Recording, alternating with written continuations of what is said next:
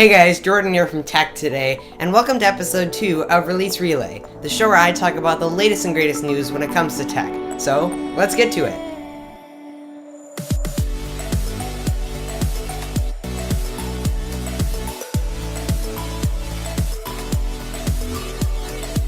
If you haven't already heard, Larry Page and Sergey Brin just dropped probably some of the biggest news in Google history back on Monday.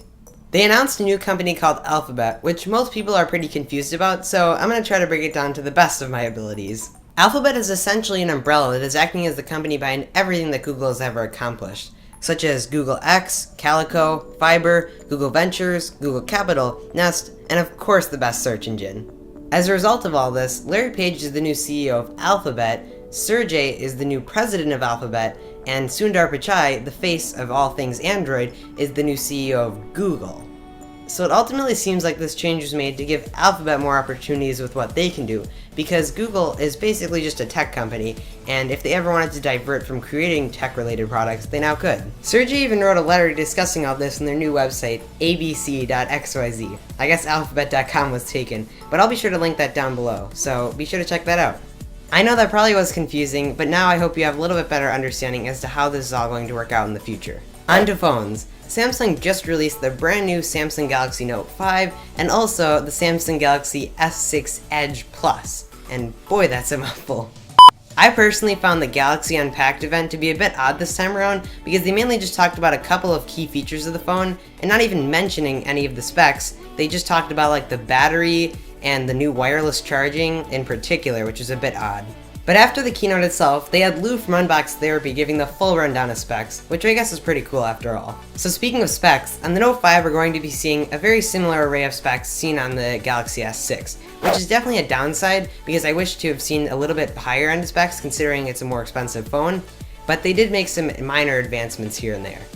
It's now sporting a lot of the same design cues taken from the S6, which I guess isn't bad because it's a really nicely designed phone, but they also did advance the S Pen, so now it clicks into place, which makes it easier to get to. And as I already mentioned, it has mostly the same specs as the Samsung Galaxy S6, but it does have 4GB of RAM, which is definitely better to see.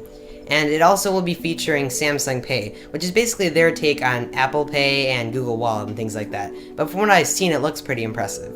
Moving on to the S6 Edge Plus, not much is different here from the Note 5, except the curvature of the display, similar to the S6 Edge, and also no inclusion of the S Pen.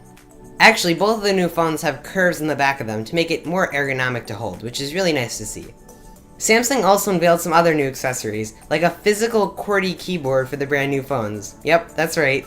I guess they just want to go BlackBerry style for some reason. So they also did give us a sneak peek of the brand new Samsung smartwatch that's going to be unveiled, called the Gear S2.